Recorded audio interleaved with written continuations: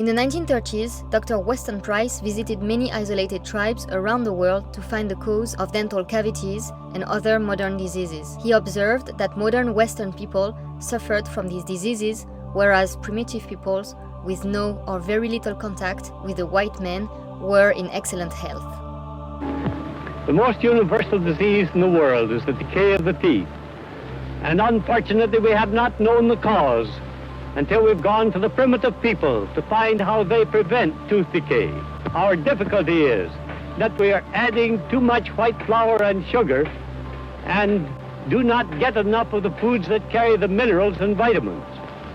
When the primitive people adopt the food of modern civilization, their teeth decay just as ours do. In the summer of 1933, Weston Price visited the Eskimos, a people he described as an example of physical excellence and dental perfection, seldom excelled by any other people in the world. But at that time, many Eskimos were no longer living by their ancestral principles, and they were notorious for their poor dental health. Fortunately, there were still a few groups completely isolated from civilization in the mouth of the Yukon River and the Kuskokwim River. To reach these isolated tribes, Dr. Price and his wife traveled by steamboat to reach seaward in western Alaska. Then they took the train to Anchorage, and then the plane to cross the McKinley Mountain Range, the highest in North America. Beyond these mountains were vast areas of bare wilderness with no signs of human life. Price's first objective was to find and study a group of Indians living on the Stony River. When he arrived, they were all busy catching and storing the running salmon.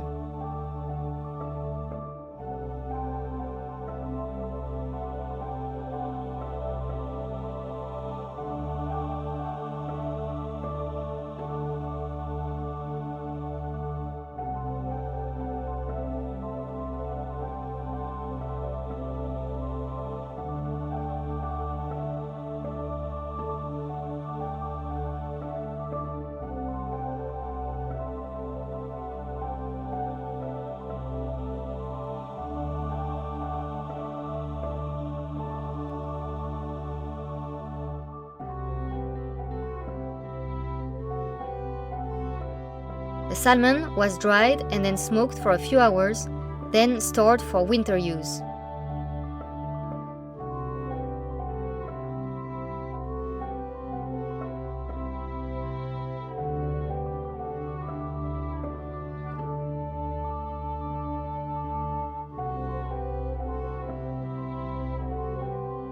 Of the 12 individuals studied by Price, 10 had lived entirely on their ancestral diet. Only one tooth of these 10 individuals was decayed, or 0.3%. The other 2 had eaten considerable quantity of modern foods, and 27% of their teeth were decayed.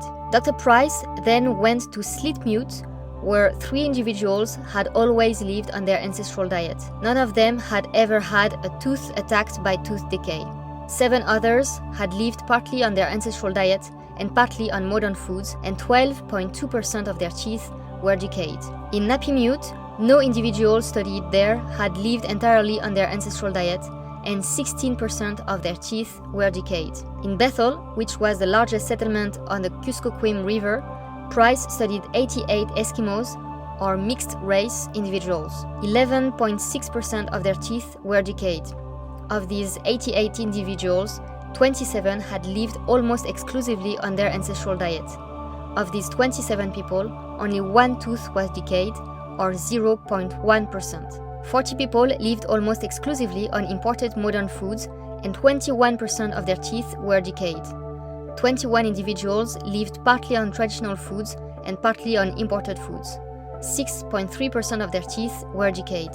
At Kokamute, on the Bering Sea, at the mouth of the Kuskokwim River, a large group of primitive Eskimos was studied by Price. They had come from the vicinity of Nelson Island, which had almost never had any contact with civilization. In this group of 28 individuals, only one cavity was found, or 0.1%. Bethel Island was visited every summer by the Eskimos from the tundra country for laying in their store of fish for winter use. Of 15 individuals observed, 13 had lived exclusively on their ancestral diet. Of their 410 teeth, none were decayed. 2 individuals had come from Bethel, and 35% of their teeth were decayed. Of the different groups in the lower Kuskokwim, 72 individuals had lived exclusively on their ancestral diet, and only 0.09% of their teeth were decayed. 81 individuals had lived on both their ancestral diet and the modern diet. 13% of their teeth were decayed. Price then wanted to compare with the dental health of completely modernized Eskimos. He visited the community of Holy Cross on the Yukon River. They had been consuming modern foods for several decades, and it had one of the oldest Catholic missions in Alaska. In 8 individuals, 18.7% of their teeth were decayed. In McGrath, in the upper Kuskokwim, lived Eskimos and white Americans who had settled there following the gold rush. Several white men had married Eskimos and had children.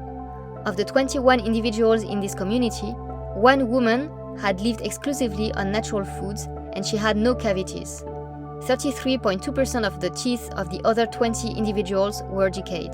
Price described one of these families where the father was white and the mother was Eskimo. She had 26 children, and although the family received imported food, she followed her early training and insisted on catching and storing salmon in season as an important part of her own dietary. She had no cavities.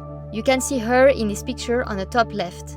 One of her lower teeth was broken and there had been extensive wear of the teeth from the chewing of leather in the process of tanning.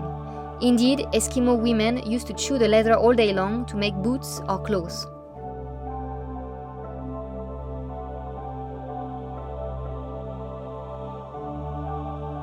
Price was surprised to find that although her teeth were very deeply worn away, the dental pulp was in no way exposed. The pulp chambers were always filled with secondary dentine. Price believed that the production of this secondary dentine was the result of her ancestral diet that was exceptionally rich in vitamins and minerals. Her husband and children had consumed mainly imported foods all their lives. Of her 26 children, 15 had died from tuberculosis. In 8 individuals of this family observed by Price, 41% of their teeth were decayed.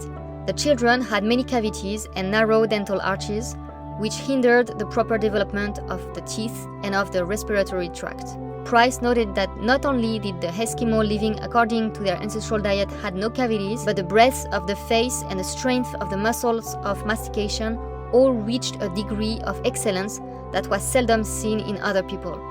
An adult Eskimo could carry 50 kilos in each hand and 50 kilos in his teeth with ease for a considerable distance. Price never heard a single baby Eskimo cry except when they were hungry or frightened by the presence of strangers.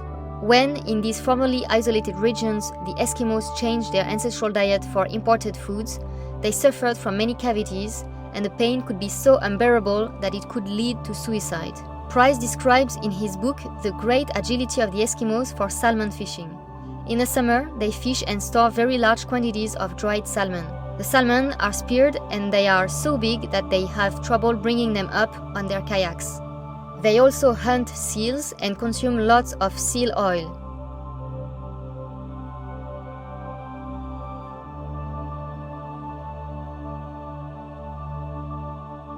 At mealtimes, every piece of fish is dipped in seal oil. Price analyzed this oil in his lab and found it to be one of the richest foods in vitamin A he had ever found.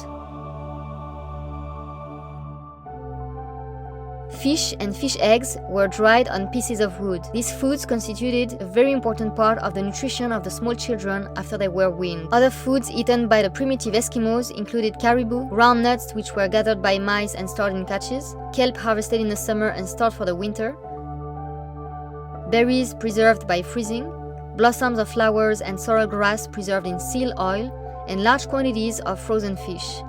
Fish and meat were usually eaten cooked in the summer and raw in the winter.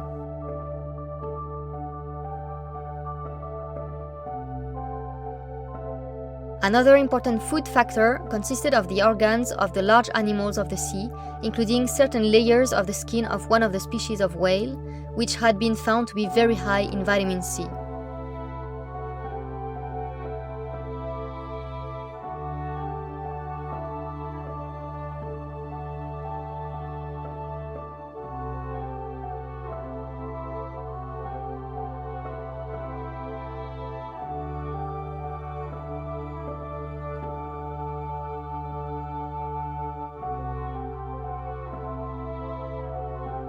Price noted that since contact with modern civilization, the Eskimo population was very rapidly declining and on the way to extinction if a very radical change was not made.